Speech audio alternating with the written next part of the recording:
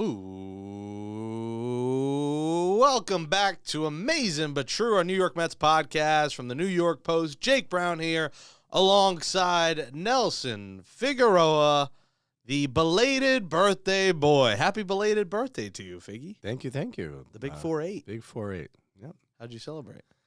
How do we celebrate? By having a 6-run lead disappear to a 10-run rally in the fourth inning and to our demise. But other than that, it was a great day. Well, I would assume there was lots of drinks had after that to swallow that loss. Doc Gooden's going to join us later in the show. He has now been on 4 times on the program. We'll talk about his days playing and also his days playing in August for the Old Timers Day Mets game. So excited to chat with Doc. You know, it was your birthday Wednesday. You're 48 years old, Figgie. You keep bringing that up. Yeah, because let me tell you, my dad said to me, he said, "What's going on with Figgie's hair? Is he trying out for Jesus Christ Superstar?" I'm like, and your hair has been a topic of conversation, so we might as well address it since you did just turn 48. Are you staying with the long hair? Are you cutting it? What's up with the flow going on right now? I think as long as you can grow it, you might as well. So I think. Is that a shot at me? No, not a shot. Just, I mean, when did you decide that it was better to not have hair? 2015. I was 24, and it was receding, and I said goodnight. See? Well, at this point in time, I think I've grown attached literally to the hair, and I'm going to keep growing it for a little while. Like I said, I think I'm going to do something maybe to raise some money for charity, so we can plug that for maybe later on in the season. Or I might have to do what I did in Taiwan, where I had a 5-game winning streak on the line, and I would shave my head. I did it in Taiwan. I don't know if I'll do it here, but... Well, the way Ferry Hawks are losing, you might need to shave it to change something up. I mean, you guys can't buy a victory. That's exactly it. So motivationally, it may take that as well. So charity and turning the luck around. Well, hope you enjoyed your birthday. It is also a happy birthday to Buck Showalter. Happy birthday, indeed. Buck, who turns 66 today as we record this on Monday afternoon. The Mets will begin a 3-game set against the Giants. Great stadium out there, by the way, where this picture, I wore this jersey and had Fonzie sign this jersey while he was on the Giants, not the Mets. So good memories there. So the Mets start a big series against the Giants before they come home to face the Phillies Memorial Day weekend. Happy birthday, Buck Showalter, 66. And, you know, me and Buck have something in common. We both just learned what Rocky Mountain oysters are, which apparently are bull's testicles. Am I right? Yes, because there's no water for oysters to grow in the Rocky Mountains, therefore, of which it's supposed to be a play on the oyster kind of thing. And you learned that, first off, you learned that testicles are something that are edible, but you thought it was human testicles at first? No, I didn't think that. That is a lie. I thought it was slang, Rocky Mountain oysters, like a joke. It's not oysters, like it's like you're eating balls. I don't know. I wasn't following. And then I look it up, and the picture of it just looks like fried calamari or chicken. And it's like KFC popcorn chicken. And then it gave the animal which it comes from, and what animal was that? The bull. What sound does a bull make, Jake? What sound? Ouch! Yeah, I just won't hold up red around it. I know because they'll charge me. But I'm looking at the picture; it actually looks good. So maybe we'll do a no. Unless you got a mouse in your pocket, don't say we. You're not going to try it? Hell no. Are they that bad? Can we get these at like a store nearby? I am not putting testicles in my mouth. Well, for the sake of content, I would if they taste decent. Not human, but Rocky Mountain. But they can't bulls. be that. They can't be that bad if it's an actual thing. It's some consider it a delicacy. Scrumptious. Therefore, I've never ate tongue. There's certain things I won't eat. That's one of them. Well, okay. I'll stand by it. We'll see if we can. Jake, you can. Are put they anything only in else the Rockies? Can we get? Are they in New York? I'm Rocky sure you Mountain can oysters? get them. Yes, absolutely. All right, so we'll do some research and find some Rocky, go on 48th and 6th and get some bull testicles.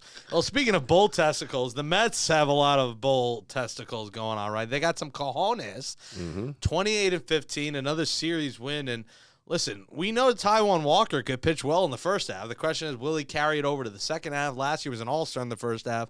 Figgy, he's pitching like an all-star again here in the first half this season. 2 straight games. What was it, 86 games or so the Rockies went without giving up 2 or more runs and without scoring 2 or more runs, and the Mets held them to 0 runs. Yep.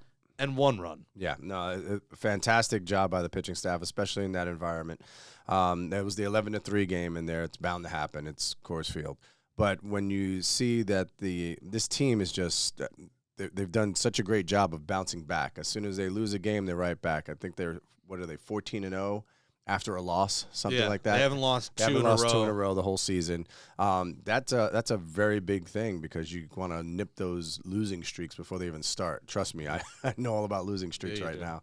But at the same time, this is where you build that character that it's next man up, and they're not even doing it at full capacity. They've lost McGill and they lost Scherzer and Bassitt, struggled at times. Cookie struggled at times, and yet they still find a way to win ball games. And it's not with the long ball. Even in Colorado, it's not with the long ball. They won those games, very few runs, but they play outstanding defense. They play smart, fundamental baseball, and that all starts from the guy up at the top, the birthday boy, who has, really instilled in this team that there's more than one way to win a game. You don't have to have home run derby every game to win games. And this team has built with some power up and down the lineup. But, over the last 10 games, over the last week, they only hit 5 home runs. And yet, they have won the majority of their games. So that's what you like to see, is that when it does get hotter and there's those days of summer where the ball's flying, they can put up runs in bunches. But at the same time, in these tight games that they're finding ways to win ball games. And it's been from a multitude of different, players and even, pitchers coming through in the clutch, where you can't expect everything happening from 1 or 2 guys. Yeah, their only 2-game losing streak. They did have one Figgie. They haven't done it since. Was that final game against the Nationals that I was at in D.C. where they kind of blew it, and then they lost the Phillies where the bullpen blew it. Those back-to-back games. Since then, no 2-game losing streaks. And, it's a testament to Buck. This team doesn't have a letdown.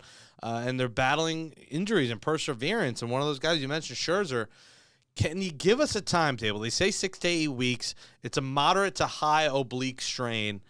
My guess is he's around – now, trade deadline, they haven't moved back, right? It's still July. My guess is he's around that last week of July, first week of August, but maybe you could give a better idea of when you see Scherzer coming back. Yeah, 6 to 8 weeks that's a very tentative. It's just a blanket kind of idea of when someone can come back from that. Some guys heal faster than others.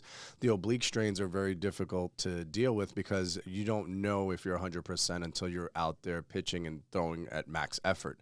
No bullpen session, especially for hitters when they have the oblique strain. They'll take batting practice and they'll do all the front toss and they feel great taking normal swings with a bat, but it's that one slider down and away that they reach out for a little bit too extra and they feel it twinge again. So Max has dealt with injuries in the past, and I'm sure this is something he's probably done, maybe not this severe to knock him out for this amount of time, but he's come back from things like that. So he knows his body, and at the same time, the training staff's going to err on the side of caution and make sure that he's 100% when he comes back. You don't want him to come back and then all of a sudden have to be shut down again for another 6 to 8 weeks because he came back too soon. So as far as I'm concerned, I take the 8 weeks and have him coming back around the All-Star break. Yeah, maybe even later. Yeah. I mean, even if you do August 1st. And it's crazy because at the time you're thinking, here we go again. Mets can't have nice things. No DeGrom and Scherzer. But this team continues to rebound. And, it would have been panic city if the Mets were to lose that game against the Cardinals Thursday. But Pete Alonso hit one to our favorite place in the world, Astoria, where he clobbered one out of there. And usually you would panic. You're like, all right, Edwin Diaz blows a save. And listen, that wasn't his fault. I mean, Eduardo Escobar's defense has been a little disappointing at third. At times he's been good, but got to make that play in the ninth. He had 2 infield balls there. Nothing Diaz could do. He recovered well. When you walk a guy leading to Goldschmidt, it's leading to trouble. So you just can't do that. But he continues to be voltaic. That's my new word. That's replacing electric is voltaic. Because as Hart's just does the Lee Trevino and from Happy Gilmore. It's just a nice word. Well, what do you want me to keep saying? Electric? No. Charged, electrifying. I'm not going to exhilarating. Okay, that's. How about he's been good? He's been damn good. He's been damn good, and that slider's been filthy, and he's throwing gas. But that's an example of this testament to the Mets team because sky falling, Scherzer out, they lose that game to the Cardinals. Instead, series win, Alonso walk off, the classic shooting the helmet. Celebration, Jeff McNeil dancing, the gifts that come out of that. And all hope wasn't lost on that Thursday. Yeah, and what you're looking at from Diaz is this is the Diaz that they had always thought they were trading for, right? This is a guy who in Seattle was locked in, his slider. Looking up all the metrics on his slider right now, he's using his slider more than ever, at 51% of the time, going then to the fastball, which has been, upwards of 100 miles an hour. He's all around the zone with the fastball, but the slider is looking like a strike and then disappearing. Really taking a page out of DeGrom's notebook of how to be effective against lefties or righties, because you haven't seen anybody really square this slider up, and he continues to use it and go to it, and it's a different shape than it has been in the past. It doesn't have as big of a break. It's not as loopy.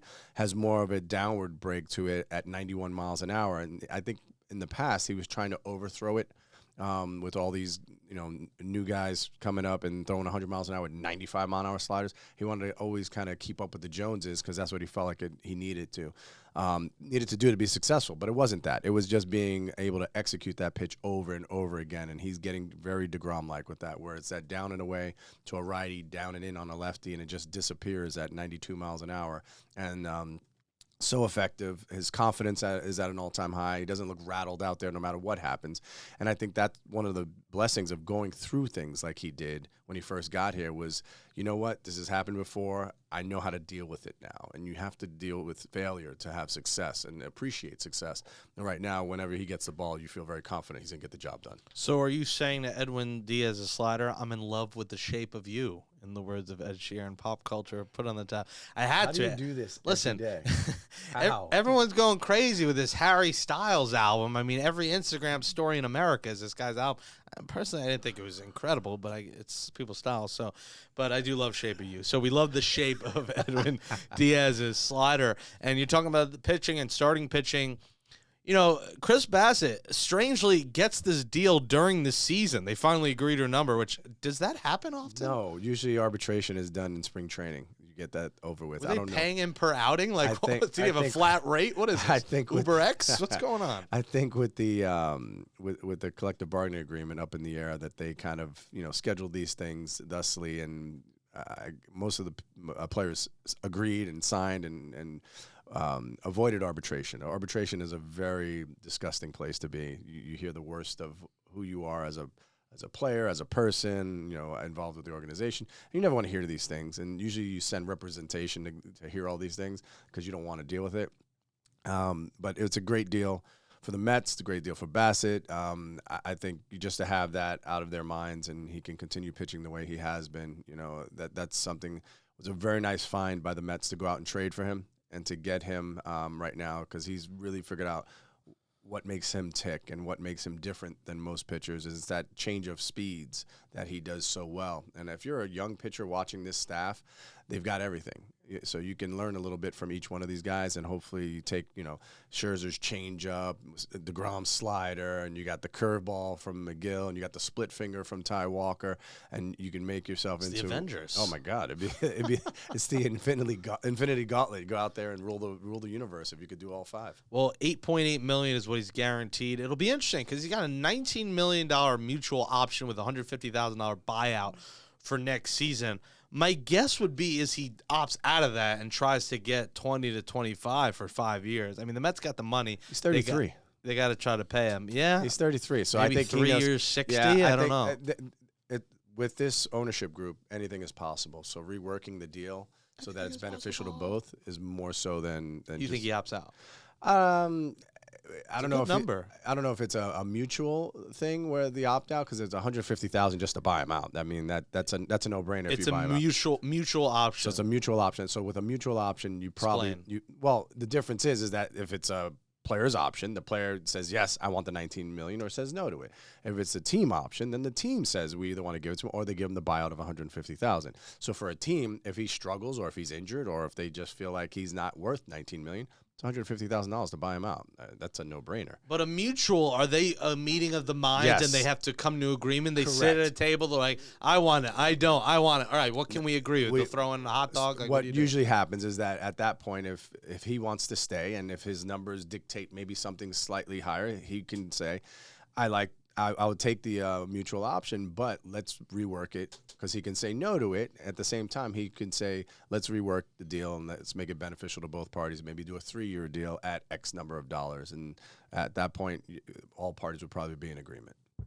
I had a question for you. So have you ever been through arbitration during your career? Oh, God, no. I avoided that like the plague, because I wasn't good enough as it was when I was in the big league. So I did not want to hear about how bad I was from ownership. I'm just curious because, like, from a fan standpoint, we always hear about arbitration and these hearings and whatnot. And you always hear that it's one side against the other. What exactly goes on from, like, your point of view? Obviously not gone through it before, right. But what exactly goes on in those situations? So the Players Association usually gives you a mentor to kind of help prepare you for what's about to happen. Because when I tell you, it's basically they're going to talk about everything you have done and haven't done while you're in a team's uniform. Case in point, very famously, it was Dylan Betances versus the Yankees. And Randy Levine was representing the Yankees on that side, and he said all the things that Dylan wasn't. He's not a closer. Anytime he's been in a closing situation, he's folded. He's a eighth inning guy. Eighth inning guys are paid X number of dollars, even the best of the best. And going back 10 years ago, and that's how they market it, whereas everybody else in Yankee land is like, Dylan Betances is one of the nastiest pitchers in baseball. But the Yankees always would say of what he couldn't do. The Yankees were very famous for not paying before they had to pay anybody. Going to arbitration was nothing for them, and they were very good at it.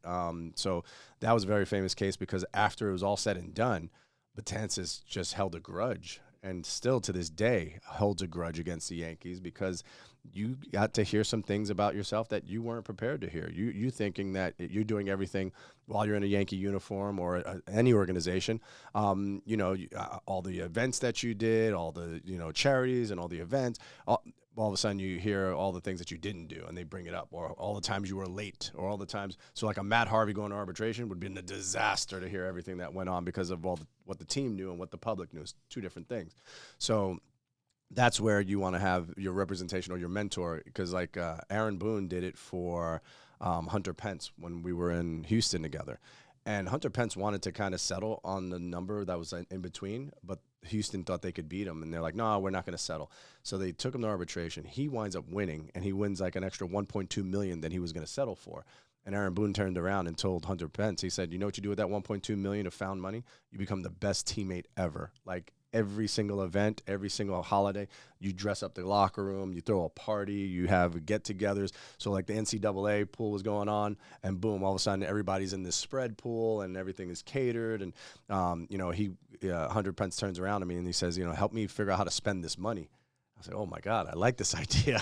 This is great. But that's the kind of thing where you go through arbitration and you hope you come out on the other side of it and amicably, but it often turns to definitely some resentment in there. It is fascinating because these contracts, you think McNeil is in his 5th season and still has 2 more years of arbitration. Yep. So he's going to be playing 7 major league seasons before he gets his first big contract. And these guys can't complain. Listen, they're making more than us, the average person. But to play 7 years, because a lot of guys don't make it 7 years. Yep. To play 7 years until you finally get that big moment, that's crazy to me. Like, you would think he would get it early. I mean, some guys do, but some guys do. They 7 years, up. This guy was an all-star. He's having an all-star year this year, and he's got to wait till 2025 and hopefully have 2 more good seasons in order to finally get. And listen, we don't feel bad, but I'm just saying it is strange how it worked that after 7 years, he's finally going to get 15 to 20 million a year. Yeah, and that's exactly what it is because you could look around the game of baseball and you start putting where's the market at? Look at Ozzie Albies. Ozzie Albies is only making $35 million for 7 years. And you're sitting there going, oh, my God, how did he take that deal? The next day, the Braves offered Acuna over $100 million.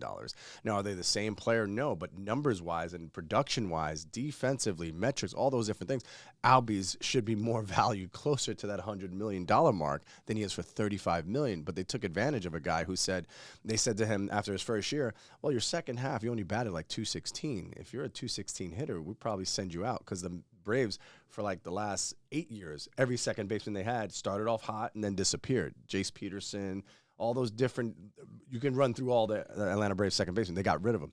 So they said the same thing to him. Hey, we've recycled, and they showed him a list of people. We've recycled all these guys before. They don't even have a job in big leagues anymore. You want to be that guy, or we can give you $35 million to buy out your arbitration years and buy out your first 2 years of free agency. That does make sense when you think So about it. yeah, so teams are constantly trying to do it, but if you have a good agent, your agent's looking at the market and forecasting, hey, I think this guy's going to be worth X number of dollars. Let's see if we can get them to agree to that. And most teams won't jump very early unless it's a Acuna type player where you're looking at everybody else getting $300 million and you can get him for $100. You do that deal. And this is why you celebrate moments like the cool video we saw the other day, which leads me to our next point is Max Scherzer making the speech for Eduardo Escobar for 10 years of service time. That is a big deal. You know, you get to 10 years, and to do it like he has, been an all-star, obviously very frustrating this season, the field, but mostly at the plate, what he's hitting. He's got to be better, but that's a cool thing to get to 10 years. It's also cool to see this team continuing. I mean, this is a day the guy gets announced he's out 6 to 8 weeks, and he's on a podium in the clubhouse around the whole team, giving a speech and giving a bottle that they hope to crack when, you know, they hopefully win a World Series this year. That's a moment that, one, shows you the camaraderie of this team. Two, shows you that Max Scherzer and that $43 million a year that he's worked towards, and that's why these guys try to battle through this arbitration, because you try to get big bucks like that. It shows you that Scherzer is more than just a pitcher and a leader on the team. He's a leader off the field and in the clubhouse. That's something special, and you being a guy who's been in that clubhouse, did you first, what are your thoughts on that? And two, did you ever see a guy make speeches for someone? Because back then there weren't videos of it. Like there's a video of everything now. Yeah. So we had, and I'll go to this one real quick. Elmer Descends was a pitcher with us who finally made it to 10 years while we were all together. We were in San Diego, and the Mets got him a cake. He got a cake with a big 10-year candle on it, and they gave him a bottle of champagne, same kind of thing. Forgot he was on the Mets for a little and you get a gold card at that point where it's free admission into any ballpark at any time. You get free tickets. It takes you 10 years just to get free tickets. Alumni associations usually take care of us anyway. You can get 2 tickets anywhere most likely, but like during the big games or anything. But you can literally you get a gold card. It was pretty cool just to have that card, the metal card. This is before they had the metal cards. It's like an Amex for stadiums. Right, exactly. So so that was Elmer Descends. I remember him doing it. And, he was born in Mexico, and it was a huge deal because you heard Max Scherzer giving all the details of only 22,000 people have ever put on a major league uniform. And out of those people, 8% have gotten 10 years in. Only 8%. It was like 1,700 out of the 22,000 have gotten the full 10 years in. It's very difficult to do, and teams started really noticing it because of all the perks that you get after those 10 years. All the benefits that you get. It's $180,000 for life at age 62. You have full medical, the best insurance possibly in the land. All those different things that add up to extremely blessed. And everybody always says, well, nowadays, if you played 10 years, you made over $100 million. He's made $47 million. I think that's the number that they were saying, that he made like something like $47 million. Yep. And you could see the pride on his face as he's hearing these numbers and how rare it is to get to this point. Because a lot of teams would be like with him batting only 200, there would be teams that would be like, let's keep him from getting those 10 years. Like, it means a lot to guys, and it should mean a lot to the younger guys, the younger generation, because they're being brought up earlier, but they're being recycled through so much faster. Like 4 years from now, you don't hear of these same guys. Or a guy like Austin Riley, you saw the numbers that he put up last year, and he lost his arbitration case. I don't even know how that's even possible. He had 30-plus home runs, was in the MVP voting, and they win the World Series, and yet this guy's losing an arbitration case somehow. So you take these things, and you don't take them for granted, and it's great to see that Max shows an appreciation for the game and the history of the game. That's why he's part of that CBA group, the Players Association, because he is so knowledgeable when it comes to that. Because once you get money and you get comfortable money, that stuff doesn't matter. Then it's about trying to win World Series rings. He has one of those as well. Now, what is it about? Is trying to be the best possible teammate so that at the end of your career, there's no one that's looking back and going, I hated that guy. That guy was the worst. He may have had his moments, and there's a lot of the stars that do, but you can see how maybe he has changed and shows his appreciation for, how difficult something like what Escobar has done from a guy who wasn't even drafted to being able to do all the things that he's done. And listen, we hope Scherzer sticks around the clubhouse because he's clearly a great clubhouse guy. The players love him. Another guy who's played 10 years is Starling Marte. And what a story, what a comeback to the field.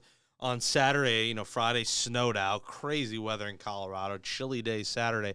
Marte, the first pitch he sees is a home run. I mean, just clobbers it. And then you see him, point to the sky to his grandmother who passed away. Within the last week, his grandmother, Brigia, raised him, since he was 9. His mom died when he was 9 years old. Grandmother raised him, and they called her Ponga. Do you know what Ponga means? Ponga? It's a nickname. Just a nickname. This is no Spanish. No. Well, 50 grandchildren Ponga had. 40 great-grandchildren. Wow. I mean, that's unbelievable. I mean, that's the Delaware population. I mean, that's a lot of grandchildren. And, almost 2 years to the day that Starling's wife passed away. So, I mean, this guy has been through it. It's just, you feel terrible for him. And for him to come back, and you saw everyone patting his back, we know he was down, and the players were like, yeah, he was feeling out of it, as he should, to hit a home run that first game. Just another story in this. I cannot wait for 2022 Mets yearbook on SNY and a random rain delay in 2025. Yeah, this is the human side of the game that you have more interaction with, more so than ever, with social media. And when social media is used properly, the players love to be able to contribute and tell their stories and things like that. It's when you put yourself out there and you make yourself vulnerable and you get these people who just attack and say some of the dumbest things that players will shy away from that. I've said it from day one when I took the job at SNY that, the 10th man is real. Like, it's palpable when you have good fan base, when you have fans that care and support you, and you have fans that show that not just as a player, but as a person, they appreciate you. That goes a long, long way, man. And to this day, I have so many friends that reach out to me, even the struggles we're going through with the Ferry Hawks, it'll turn around. And, we've had a couple of fantasy camp members, they donated money just so we can take these guys out to get a bite to eat on them, so they'd cater a meal for us, or I could cater a meal for them. And little things like that go a long way, because this is a grind. It's very difficult to be based in a game that's usually dealing with a lot of failure. And the little bit of success that you find, you want to hold on to that and that feeling, and you share that with the fans. And so the more and more that this team finds ways to find success and get over a lot of these little adversities, and even if it's something personal like what Marte's gone through, everyone in that clubhouse felt a little bit and just kind of pointed up to the heavens when that ball was hit, because it was absolutely destroyed. I mean, 444 feet. And it was just a great moment for him to be able to get that out of his system and continue to play great baseball the whole weekend. Yeah, and, you had massive bombs from Alonso and Marte over the past week, and Marte has been a big part of this lineup with some guys struggling. Luis Guillorme, not one of them, hitting 338. Robinson Cano's release has benefited him, giving him more playing time, and he's tearing the cover off the ball. And then, like we said, the pitching is the concern right now, and the Mets are scouting Tyler Mahle and Frankie Montas, according to John Heyman of the New York Post and the new podcast, The Show, on Tuesdays, with him and Joel Sherman. They got to get one of those guys. I mean, they have to get a starter, Figgy. I feel like, yeah, you're hoping DeGrom and Scherzer come back and are good, but if they're not, you can't do what you did last year and have the Braves get everyone and you get one or two guys and hope that it works. It looks like they're going to win the division. It's early. They're 8 games up. They might blow it. Yes, we think they're going to win the division. Let me not call it too early, but I do think even with injuries, they'll win the division. But they need to get another pitcher and some depth here. And we already know they need relievers, because as fun as Medina was while he got rocked the other day, Shreve's been getting rocked. Yeah. Shreve has come back down to earth. This bullpen is dying for another arm, and I think the starters, you got to get it, because, listen, we'll see Sapuki. That reminds me of Music Man, if you ever seen it. Have you heard of that from Shapoopy? Doc Gooden will join us later in the show. He's a pros pro. I had to do that one. Sapuki will make his debut Wednesday, but we can't see guys making their debuts every week. We can't see fill-ins every week. We can't see any more Trevor Williams. I don't dislike him, but he's just not a guy who should be pitching every 5 days. Got to get arm in this rotation. Yeah, an arm or two. You're looking at those two guys. Mahle was a all-star last year. Luis Castillo, again, is still with the Reds. He's a guy that it was always a very highly coveted Montes is a nice fit as well. He's a strong power arm that tremendous pitchability. The Mets have made trades already with Oakland a few times. They have, some good ties with Oakland. Sandy, of course, going way back with the Oakland guys. I think they will do a deal. Also, here's my plug. I have Julio Teheran, who's pitching to a 1.6 ERA right now with us, and he's healthy and would be great to have in the rotation. Got to remember, Julio Teheran's only 31 years old, and he, was a two-time All-Star, a guy who was the ace of the Braves for 4 years, and I think would be a tremendous insurance policy for the Mets to have, whether it's in a starting role or if he was long relief. Hashtag ad.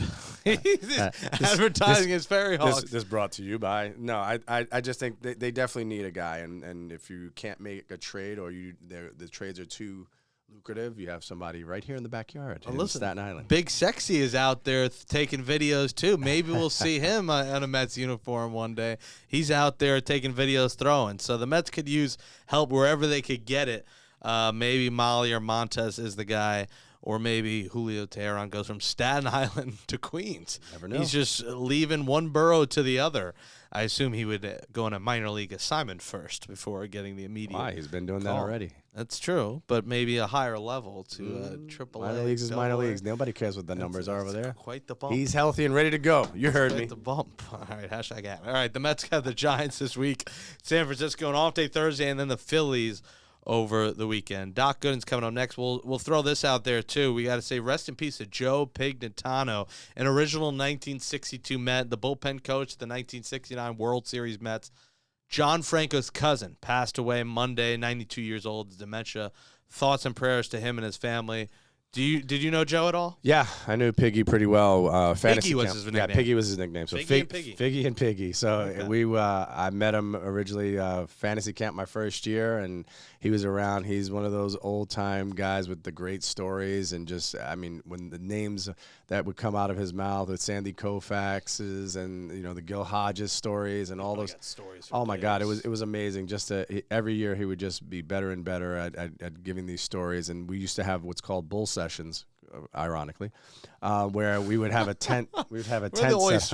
We'd have a tent set up where everybody would kind of eat barbecue, sit around, and it would be like an open Q&A. No video cameras, no recordings, where guys got to ask questions and guys got to give their real thoughts and real answers. And so Piggy would come up and always give us, a classic tale of from the old days of, when the Mets first started to when they won the World Series and everything in between. And he always had everybody cracking up, laughing on the floor. Him and Lenny Harris had a very special relationship. They'd always give each other gruff, and Lenny never held back on him, even towards the end where he was, you could tell like he was starting to decline. His grandson played in fantasy camp with us and wanted to do it in his honor and played very, very well. And it was great to have him there one last time. He's definitely going to be missed. That's one of the things about being part of that fantasy camp family and the fraternity of Mets players and alumni is that, we're getting to that age where we're starting to lose more and more guys, and you want fans to know, their stories and how much they're appreciated for everything that they have done to bring a lot of us along the way. We grew up with these guys. We grew up watching these guys, and then you get tutelage from them as coaches and as friends. Lifelong friendships are made from the fantasy camp days. And Piggy and his family, my condolences go out to them, and he'll definitely be very, very missed. Rest in peace to Joe Pignatano, a.k.a. Piggy, from a 69 Mets coach to an 86 World Series champion. Dwight, a.k.a. Doc Gooden, will join Amazin But True next. All right, joining us now on Amazin But True for, I believe, Figgie is fourth appearance on the show. He might be in the Hall of Fame of Amazin But True. You've won a free T-shirt. It's 1986 Mets World Series champion. He also won a World Series against the Mets as a Yankee. Cy Young winner, four-time All-Star, Triple Crown winner, NL Rookie of the Year, the Doctor, Doc Gooden. Dwight Gooden is with us here. Jake Brown, Nelson Figueroa. Doc, welcome back to the program. How you been? Oh, everything's great, man. Thank you guys for having me. Hope you guys are doing well. Everything's going good, man. No complaints. The most important. Yankees are playing well. The Mets are playing well. It's good to be back in New York. Yeah, they have been the most wins in the National League, but we have to start with the most pressing issue, and that is Will you be playing in Old Timers Day in August? Are you gearing up to play? Have the Mets called you? What's the deal? Yes, I'll be playing. Hopefully, let's knock on wood. I'm the starting pitcher for I might have like 5 pitches, but the key is I will be there. Hopefully I'll be playing. Starting to get in good shape now, just getting ready for that. You don't want to go out there and embarrass yourself, especially when my kids on hand. But it should be fun. I'm glad they're bringing Old Timers back to Citi Field. I mean, it's wonderful for the fans. They always been talking about it, especially seeing it with the Yankees. I played a couple of Yankees all the time, but I'm a Met always, so it'd be great. It'd be great to be taking part of it. Looking forward. So did they ask you to start? And what was was it like Steve Cohen called you, Billy Epler called you, and they said, Doc, we want you to start Old Timers Day? What was that conversation? No. They didn't actually ask me to start, but I figured I'm just assuming. I'm assuming. I figured like Jerry Kuzman's probably too old. Process of elimination. It's plenty of options. I'm just assuming I'm starting. Nobody actually told me I'm starting. They did tell me they want me to play, but they didn't say I was starting. I'm just assuming that. Look, I was fanboying my very first fantasy camp. Doc Gooden was opening up for us. We do that at like pros versus Joes at the end of the week. So after we beat them up 7 games in 5 days, now it's take on the pros. And on the mound is Doc catching at that time was who was it? Stevens, right? It was John Stearns, John Stearns, right? yeah, it was Stearns. It was Stearnsy. It was Stearnsy who did it. Yep. So Stearnsy's catching him. I get asked to play third base. I'm like, sweet. Doc went out there and ceremonial first pitch and then walked it off. After that, the campers faced Kevin Baez, who was trying to blow 85 gas as hard as he could. Hey, man. Yes, the older you get, the further that mound gets. It's tough. But Figgie still can throw. I'm pretty impressed, man. You still get it up there. I was watching last November was in camp. You was in bullpen. Right. Yeah, you still can throw it, man. Yeah, me and Heath Bell, we take it serious, man. We it's a competition. Well, what do you throw now, Figgy? Because I was a Mets Facebook group. Or chat asked me, what can Figgy throw? What speed? Once Scherzer went down with an injury, they're like, we got to go to the scrap heap. So I said you throw 82. Is that right? 80 poo is what it's more like. But as long as you can mix it up and keep them off balance, it still works. Below the hitting speed is really important these days because everybody else is 95 plus. Yep. And you're 82 with movement. That's the difference. You got 82 in you, Doc? No. I mean, you had to add 2 pitches. You know what's funny? A couple years ago, so I'm on the mound pitching, right? And I tell a guy, hey, put the velocity on the scoreboard. I want to see where I'm at. It had 65. I said, man, take that down. Take that down or turn it up, one of the two. So I clocked out at 65. That was the last time I pitched. That was the last time you let it eat, right? That's a good E-fest. That's an El Duque E-fest. Listen. It's just all these fantasy camps. We want to see that curveball. We want to see this. We want to see that. If Figgy called it Cousin Larry now, it's not Uncle Charles anymore. No more Uncle Charles, it's Cousin Larry. I'm telling you, like you go out there and you have those, moments where it starts to kick in. You're like, yeah, I could still do this. And I remember Pratt was catching me, and all the campers were like, man, you could probably still pitch. And Pratt goes, he'd get laced all over the place. There's no shot that he could actually do it. So I have no illusions of grandeur, but to eat up the innings and to keep the game moving, more than ready to take the mound whenever they need me. Yes, sir. But you're right. It's funny you said, because in your mind, when you take the mound, it do kicks in, and your mind is telling you still can do this, but your body is saying, like, don't even think about it. And for the next 3 days, man, I can't even lift my arm. I love to eat. You can't even try to eat with the left hand. I mean, it sucks. So, you're right. You're 100% right. Should the Mets ask, and will he do it, Lenny Dykstra? Do you think he'll be in the Old Timers Day? Just my opinion, no. But they should ask. Lenny played a big part of the Mets history, man. He played a big part of the '86 team. To me, he was one of the underrated outfielders during his time. I still think the fans would love to see Lenny. I would love to see Lenny. I think he deserved to play in that game. But with the Mets ask, I don't know. I mean, I know he had a problem with the Whoop-ons. You have new ownership now. And I think he'll be great to have there. It'd be great to see Lenny there. So I hope they give him a chance to come and play. I'm telling you. I don't think they will.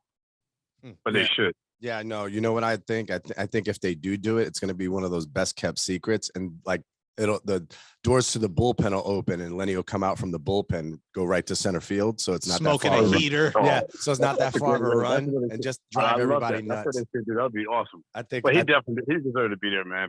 For real. All jokes aside, he should be there. And that'd be great. Great way to do it, Figgie. I would love that. Have you noticed the difference in ownership? Has Steve Cohen reached out to you? It does seem like they're trying to get more alumni involved than maybe the Wilpons might have done. Have you seen the difference in the ownership change? Huge difference. I went to his house for a charity event he had. I got to meet him and talk with him. Got to talk with his wife. Great people. Great baseball people. Great baseball family, actually. It just changes. I think they're bringing Banner Day back next year. Yep. They get more fan friendly, which is great it's a win-win for everybody, bringing the alumni around, because not only, it's great for the fans, but even the players now, the ones that know the history of the game, I think it's just great. And that way, hopefully that's where the Mets get, identity. They haven't had a true identity for a couple of years. They got great players. They have a great team. They're playing well. So it's awesome to see. Yeah, for me, I know, a lot of us have gone on and played in different places, but our heart stays in New York. And it makes it difficult when you want to be a part of the culture and part of the environment. And it just doesn't feel like there's it was welcomed, I mean, for someone like you got the 86 team, you got, Daryl, you got all those guys. Like, you guys should be all around the ballpark a lot more. For the guys that, were more, not that we were no names, but you made a name for yourself wearing a Mets uniform in any way, shape, and or form. You should be welcomed back with open arms. And just for the opportunity to do that, I always try to stay close to the organization. And it didn't feel like it was always, well received. Now with Jay Horwitz doing the alumni events and things like that, and now you see Steve Cohen wanting to have more of a relationship with those former players, and to have them so that you do have some kind of connection to the history of this team throughout all the two championships, I should say. There was a lot of years of, ups and downs that Met fans didn't just give up on their team. They rooted for their team just as hard, hoping that they would get back to those title games. But I do think that this ownership group is making a point of bringing back a variety of different players for a variety of different reasons. And I think that's what's going to make this team, especially this year, the way that they're playing is special, because all the fans want to reconnect with them as well. Oh, most definitely. I think it's a great thing. Well said. And hopefully do. I remember in 96, my first year with the Yankees, I went to spring training. You had DiMaggio, you had Yogi, you had Guidry, you had Reggie Jackson, Goose Gossage, all these guys around. It was great for us too, because you can pick their brains, just talk baseball. It's great for the fans. It was win-win. So hopefully all the Mets get back doing that with some guys, in spring training as well. I know I saw Mookie there. Piazza was there, Franco, those guys. So it's good to see more of those guys coming around, and hopefully do even more. But it's definitely slowly coming back, and it's great to see, because you see other organizations doing the same thing. So it'd be great to see, be more of a part of it in some shape or form, like you said. You went to Steve Cohen's house. So give us the details. Give us the MTV Cribs edition, Doc, of the Cohen household. Was it epic? Was it majestic? Was it beautiful? Oh, it was beautiful, man. It was like American Dream Mall. Fuck them. The Ferris wheel? They got a Ferris wheel? I mean, they had a Ferris wheel, but this house was, it was nice. It was nice. It was very nice. It's great. I didn't get to see like a tour on the inside. I saw a little bit of the inside, but the event was on the outside. But job well done. This house is nice. You can tell this guy, he means business with everything he does. He's first class. He wants the best of the best. So I'm happy that he's nothing against the Wilpons. I'm happy that he's in control now. Let's just put it like that. He's first class up in the sky. All right, Doc quoting a little new Jack Harlow there. Your thoughts on the Mets early on? Scherzer's hurt now. DeGrom is hurt. Two top line starters, guys like you back in the day. Are you concerned with the injuries, or do you think these guys come back and they'll be just fine for a deep October run? I am concerned. Anytime you have injuries, I'm concerned. I know they talk about when these guys come back, be like a trade, but I'll start with DeGrom. He's had a lot of time off. I know when he's pitched, he's the man. He's the best in the game, no doubt about it. But he's had a lot of time off, dating back to, I think, July of last year. So when he come back this year, it'd be almost a whole calendar month. And plus, get back on the mound, get comfortable. He's facing the best hitters. So I like to see him come back. Hopefully he comes back. There's no guarantee he's coming back, but I like to think he's coming back. Scherzer's just a beast, man. He's an old school guy. He's giving me 7+ every time, and you hate to see him go down. Now you got two of your top guys down. Hopefully, these guys can hold it sport until these guys get back. I think they can, but it's still, we got to see.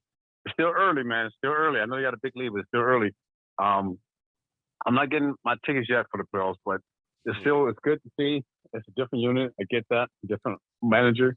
Experience. I think Buck's doing great. He keeps you guys together. Got some nice veterans coming in this year with free agency. So, I like the makeup of the team. They're going to be right there. I like to see Lindor pick it up a little bit more offensively. But overall, I think they're going to be right there in the thick of things. But can a pitching hold? That's yet to be determined, man. I mean, you lost 2 big guys. That's tough. That's tough to feel. Well, actually 3 with McGill. Yep. He was pitching well, too. So we'll see. We'll see what happens, man. But it's going to be tough. Because Brady's still going to make a run. You know that. Mm-hmm. And the Phillies, their offense scares me. Martin's got great pitching. It's still early.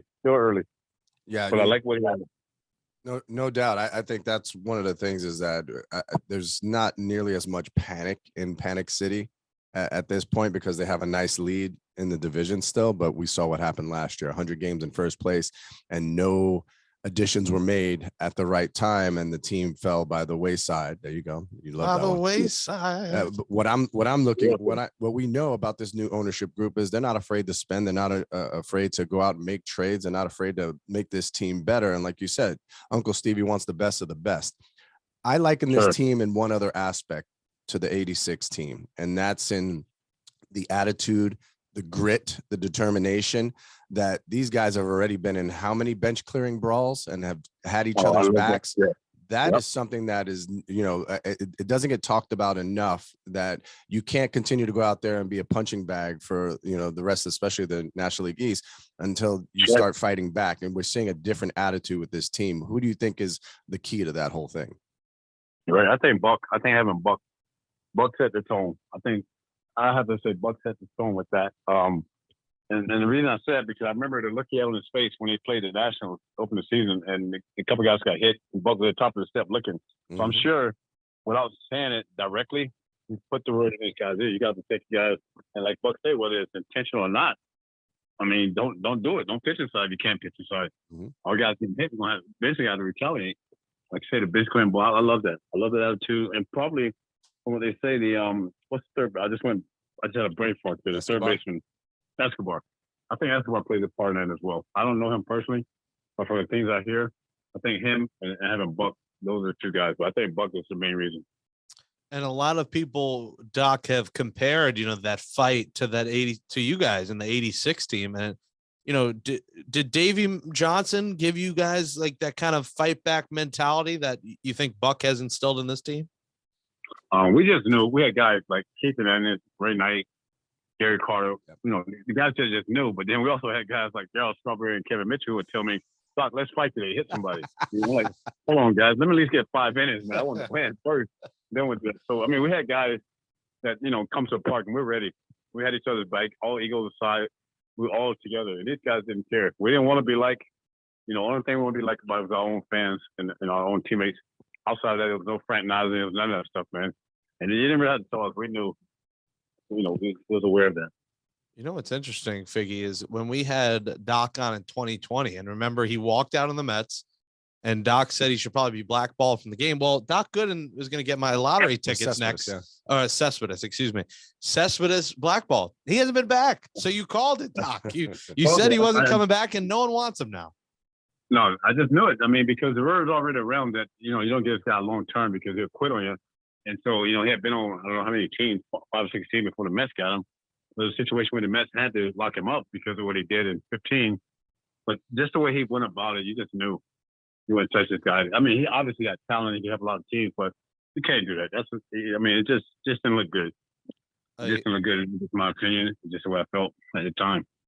Another former Met, a controversial figure, is Matt Harvey. And, Jeff Wilpon asked you to talk to Harvey. I guess there was no luck there. Recently suspended 60 games by MLB for distributing oxycodone.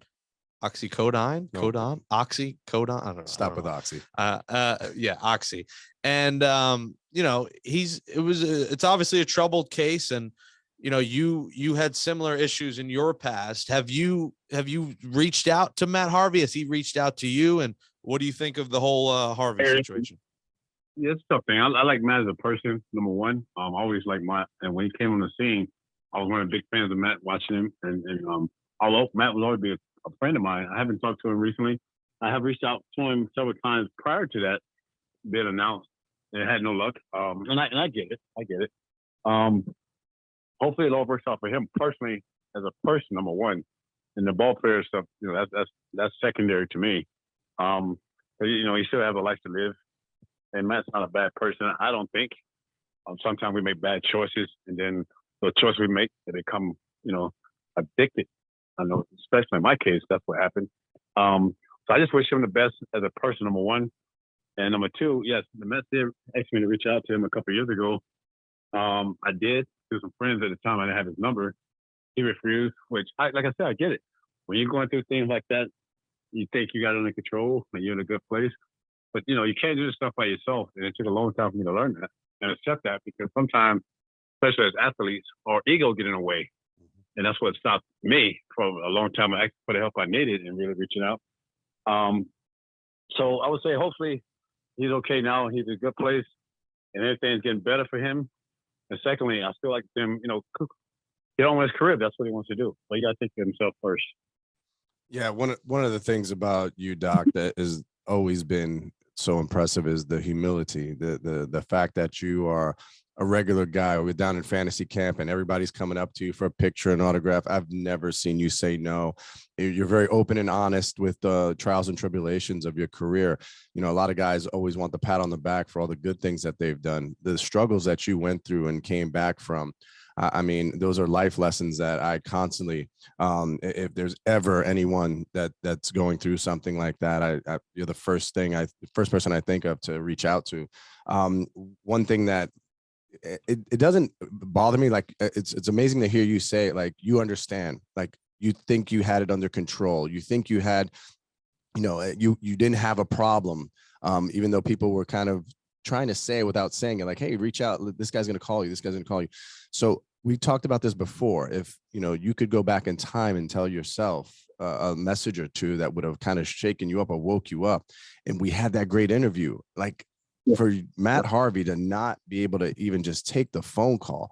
It's such a disappointing thing, because it's also like with his pitching, we knew there was something wrong with him mechanically, physically, whatever it was, but they always kept, trying to spin it so that he was always being seen in that good light and could never get back out of the shadows. It's such a tragic tale that I just know that you being involved more with this organization, things like this would happen less and less and less. And I know that that's something that kind of would probably keep you up at night when you think about it, could you have been the one to reach out to him and get through to him?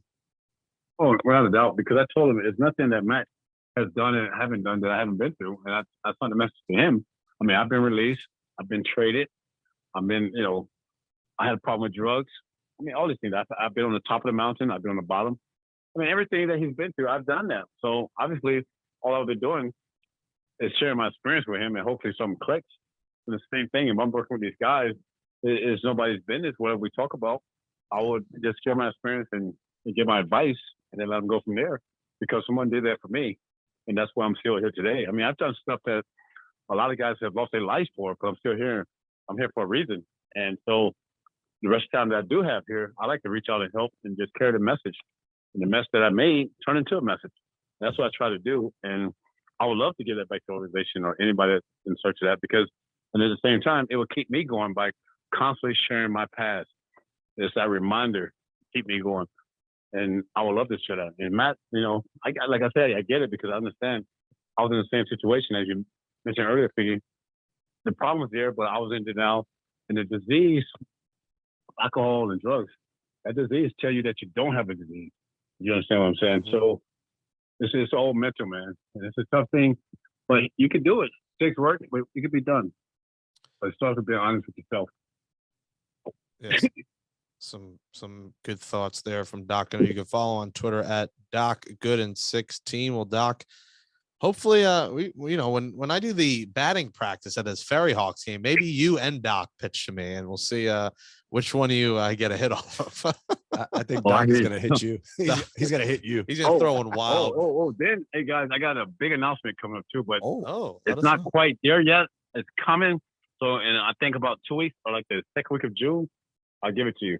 But it's gonna be very, very big, very expensive. I'm excited.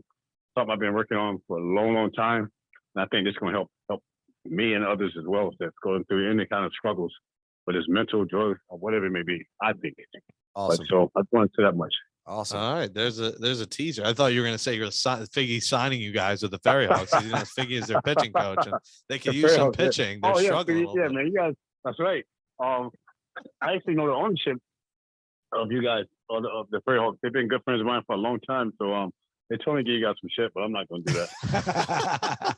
Hey, listen, all I know is we could use all the help we can get, and I would love to have you come out to a ball game, hang out, and meet the guys. This way they can see that, dreams do come true, and there's a lot of guys I would definitely look up to. So we'll have to get you out to a Ferry Hawks game, see if that can spark us. But I think I'm there on the 23rd, I believe. I'm going to have to check the date, but the ownership want me to come out for a Doc Gooden day at the Ferry Hawks. I think it's the 23rd of June. I'll have to double check that, but I'm just back there. For sure. Not before. That's when I'm coming, Figgie. June 23rd. Doc Gooden day. You say talk to the guys. Haven't pitched the 9th inning right now. I mean, you guys, you're struggling a little bit. I'm not quite there yet. I started the mound a little far now. I'm not quite there yet. They're not used to these 63-mile-an-hour ephuses coming at them, Doc. So you might get a few strikeouts there. Get that and the spider tack, for sure.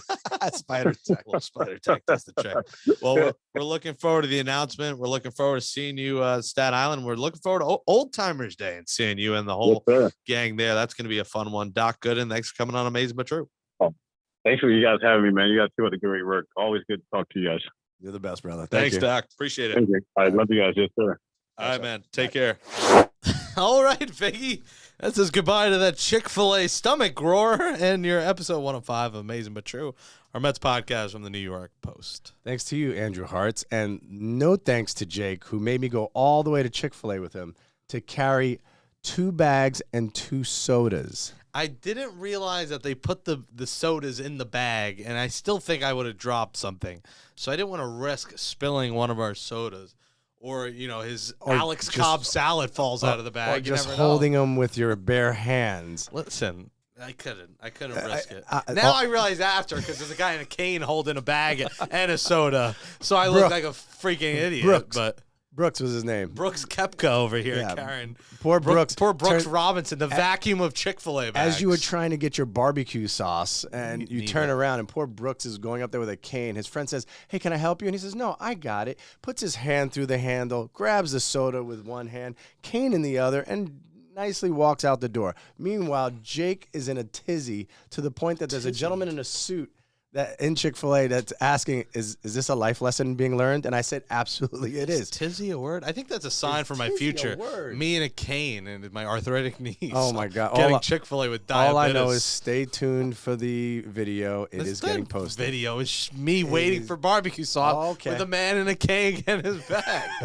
You're in the background of the video. I don't see you holding a bag. I didn't see it. I should have been holding a bag. You're a grown-ass man. Thanks to you, Jake. And I wanted the company. Give Amazin But True a 5-star rating and write in a nice review on Apple Podcasts. Give us a follow on Twitter at Amazin But True. And subscribe to the New York Post Sports YouTube page where we post full unedited. Say that twice. I don't know where to go from here. Unedited version of Amazin But True. Memorial Day weekend coming up. Nice. Any plans? Yeah, a lot of baseball. Yeah, you'll be playing triple headers with the fog delays and fog outs. Oh.